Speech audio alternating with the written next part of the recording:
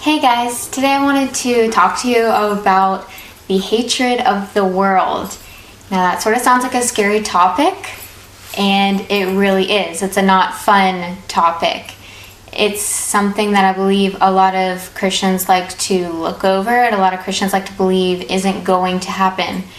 But I believe it sort of should happen because that's what God says. Jesus said that the world will hate you. And I'm going to read a passage at the end of John 15 and then sort of talk about what he said there. I'm going to be reading from John 15 verses 18 to 25. And then I'll start explaining what I'm talking about, whatever I say that I almost believe the world should hate you. So again, John 15, 18 through 25. If the world hates you, know that it has hated me before it hated you. If you were of the world would love you as its own. But because you are not of the world, but I chose you out of the world, therefore the world hates you. Remember the word that I said to you, a servant is not greater than his master. If they persecuted me, they will also persecute you. If they kept my word, they will keep yours also. But all these things they will do to you on account of my name, because they do not know him who sent me. If I had not come and spoken to them, they would not have been guilty of sin. But now they have no excuse for their sin. Whoever hates me hates my Father also. If I had not done among them the works that no one else did, they would not be guilty of sin. But now they have seen and hated both me and my Father. But the word that is written in their law must be fulfilled. They have hated me without a cause. So first I want to talk about verse 18. Short little sentence is, they hated Jesus. They persecuted Jesus. It happened to him. It's going to happen to us, but we can at least find comfort in knowing that he has overcome the world. It's going to be okay. Even if we die in our persecution, it's going to be fine because in the end, we're going to get the reward of Jesus Christ and a relationship with him in heaven. And then the next thing I want to talk about is in the first part of verse 19, it says, if you were of the world would love you as its own. Now there's the tough question. It says, if you were of the world would love you as its own. Does the world love you as its own? Are you facing any type of hatred, any type of persecution or mockery, or can anyone even really tell that you're a disciple of Jesus Christ? And then he goes on to say, and I want you to look at the grammar of this. He goes on to say, but because you are not of the world, but I chose you out of the world, therefore the world hates you. He's stating that very matter-of-factly. Because you are not, therefore.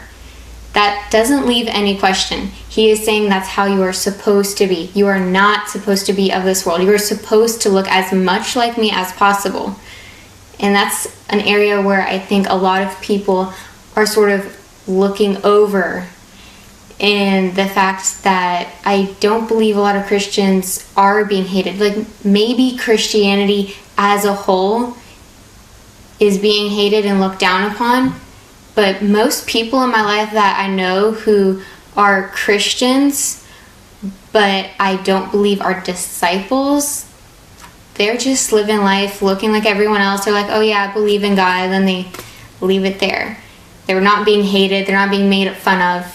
If anything, the people I know who are literally, at least in my opinion, disciples of Jesus Christ, they are the ones who are sort of being mocked and made fun of, looked down upon.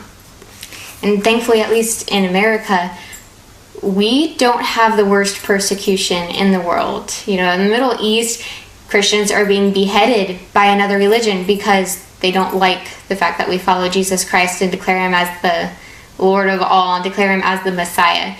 In Asia, people can't buy property. They can't own a business because no one wants to do business with them. Okay, that's pretty serious. Back with the disciples, they were getting boiled alive and getting hung on a cross. In America, thankfully, at least as of right now, the toughest we have to go through is being made fun of. Hopefully it doesn't get worse than that, but I definitely believe as the end times come, it is going to get worse than that. And then I also wanted to talk about verse 21. Verse 21 is another thing that I am seeing happen in churches everywhere. in verse 21, it says, "But all these things they will do to you on account of my name, because they do not know him who sent me." So all of this persecution that's going to happen, all of this hatred is going to happen because they think, the people persecuting, they think they are doing it in the name of Jesus Christ.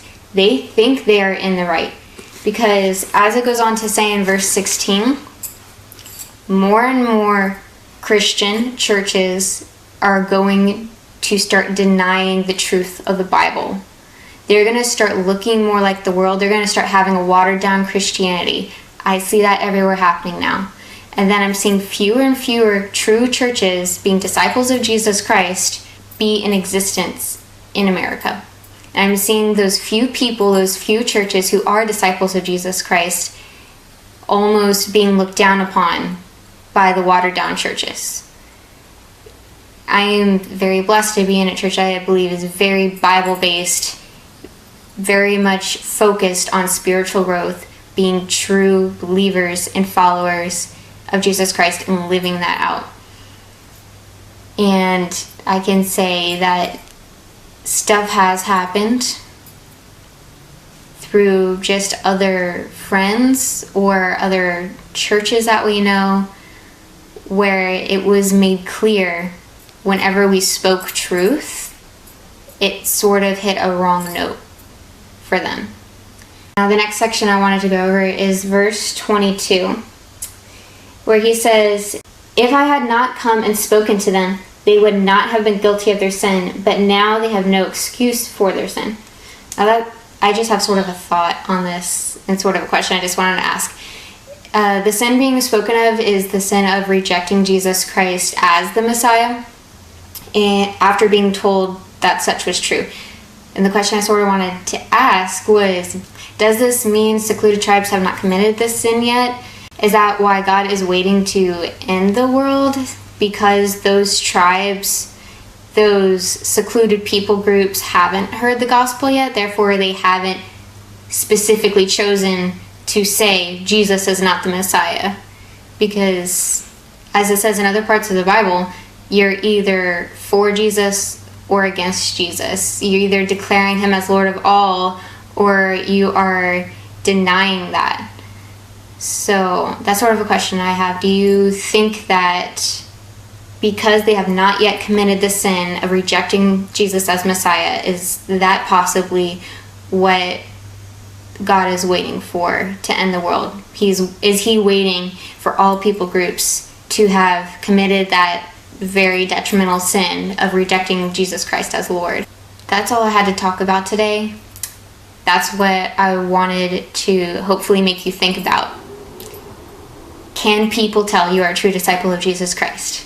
Are you facing any persecution, any mockery, anything at all? Or does the world love you? Has the world taken you as its own? So, have to make the decision. You're either of the world or you're of the next world. Thanks.